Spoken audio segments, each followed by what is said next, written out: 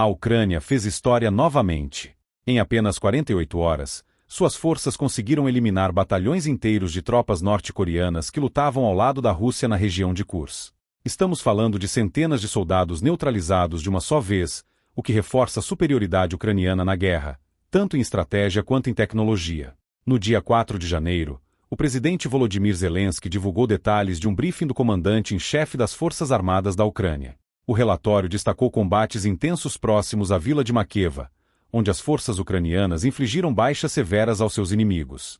Durante os primeiros dias de janeiro, as batalhas nessa área foram particularmente ferozes, resultando na destruição de um batalhão inteiro de infantaria norte-coreana e de paraquedistas russos. Zelensky aproveitou o momento para reconhecer o profissionalismo e a eficácia das unidades ucranianas. Ele elogiou especialmente as Forças de Operações Especiais e a 80ª Brigada de Assalto Aéreo Separada por suas contribuições notáveis. Enquanto isso, as tropas norte-coreanas mobilizadas na Rússia enfrentam perdas devastadoras. Embora as estimativas variem, todos os relatórios apontam para números alarmantes. O Serviço Nacional de Inteligência da Coreia do Sul relata que cerca de 3.000 soldados norte-coreanos foram mortos ou gravemente feridos desde o início de sua mobilização. Já Zelensky estima cerca de 4.000 baixas, entre mortos e feridos. Paralelamente, autoridades dos Estados Unidos indicam que mais de 1.000 norte-coreanos perderam a vida apenas nas últimas semanas de dezembro. Esses números são impressionantes, considerando que o contingente norte-coreano na Rússia tem entre 10.000 e 12.000 soldados. O que choca é a aparente falta de adaptação por parte da Rússia. Apesar dessas perdas massivas, o Kremlin não muda sua abordagem. Em vez de revisar suas estratégias ou melhorar o treinamento de suas tropas, Vladimir Putin parece persistir em suas táticas falhas. Há relatos de que ele planeja investir ainda mais dinheiro no regime de Kim Jong-un, com rumores de um novo lote de soldados norte-coreanos sendo preparado, possivelmente envolvendo outros 200 milhões de dólares. Kim Jong-un, por sua vez, estaria organizando um novo grupo de soldados, muitos deles jovens e desinformados, para serem enviados ao campo de batalha.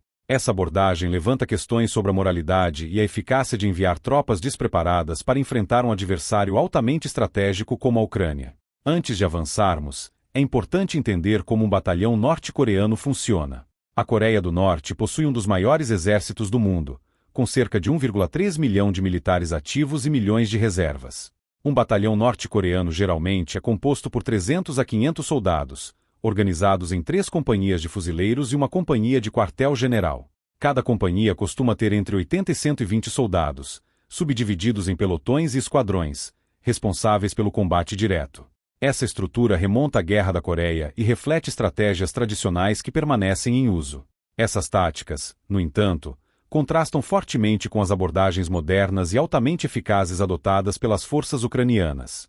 É exatamente isso que discutiremos a seguir, incluindo um exemplo marcante de como a estratégia supera o simples uso de mão de obra nas linhas de frente. Os batalhões norte-coreanos, organizados de forma altamente hierarquizada, apresentam uma peculiaridade perigosa: a presença de oficiais políticos espalhados em diversas unidades.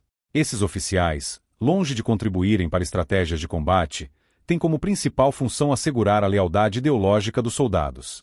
Em vez de flexibilizar e agilizar decisões críticas no campo de batalha, essa estrutura cria camadas burocráticas que atrasam respostas rápidas, essenciais em guerras modernas.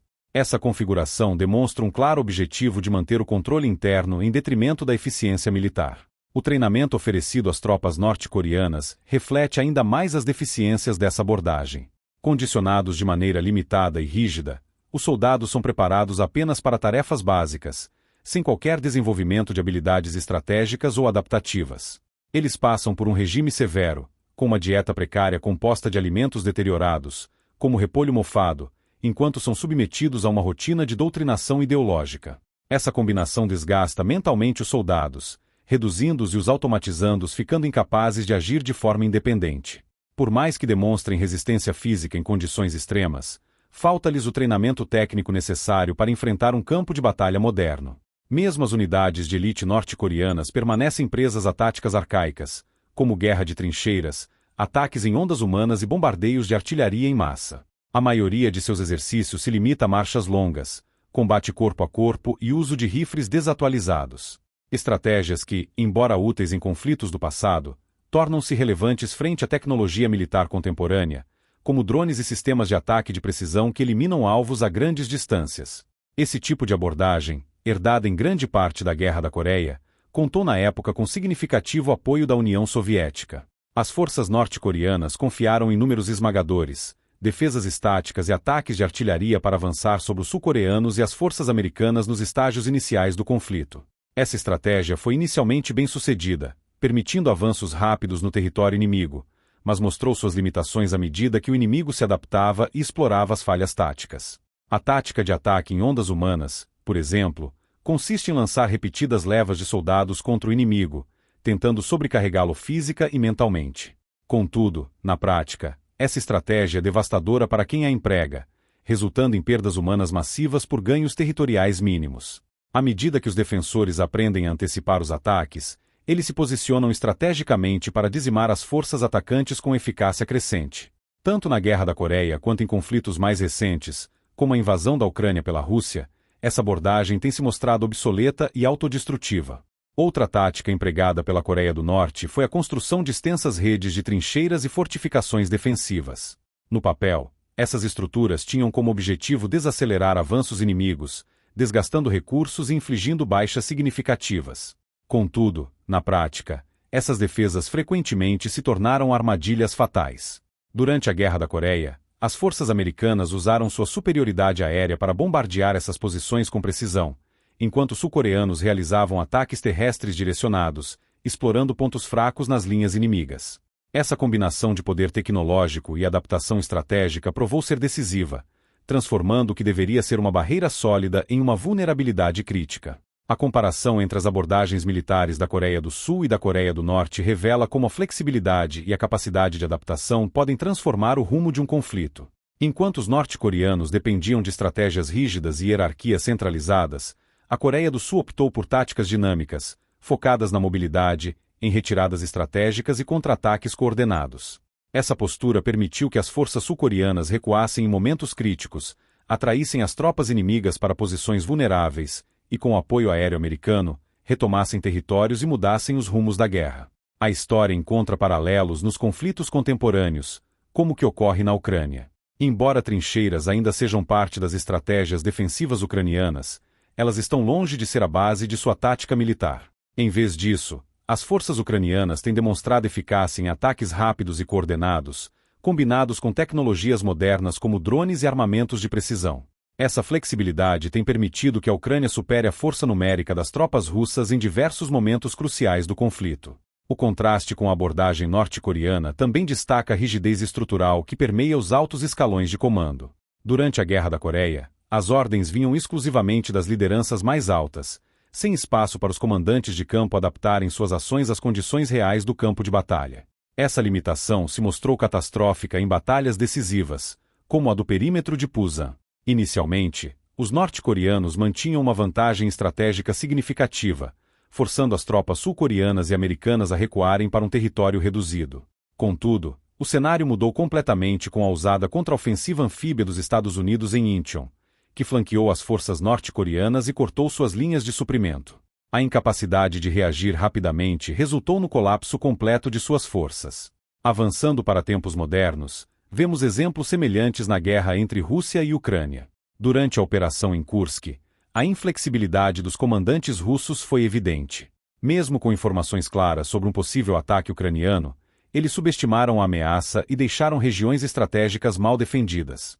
Quando o ataque ocorreu, a reação lenta e descoordenada acabou sendo desastrosa, com muitos soldados russos sendo capturados ou forçados a recuar. Isso destaca como estruturas hierárquicas rígidas podem ser um grande entrave em conflitos que exigem decisões rápidas e adaptabilidade.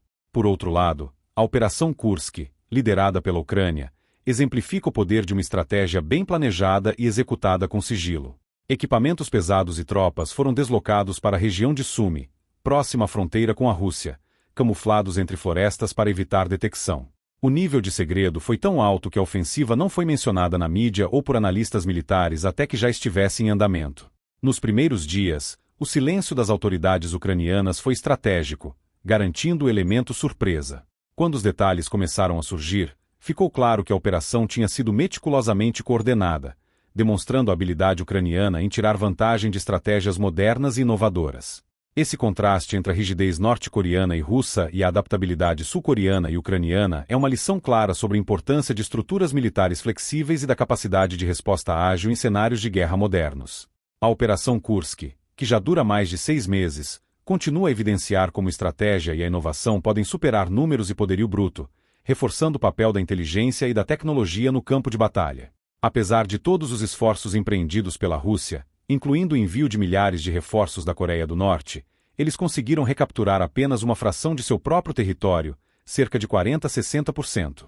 Essa incapacidade de alcançar um progresso significativo evidencia a eficiência operacional das forças ucranianas, cuja estratégia tem se mostrado extremamente eficaz. Com esses últimos acontecimentos, deixe sua opinião abaixo e não se esqueça de se inscrever para ficar atualizado do desenvolvimento desse conflito.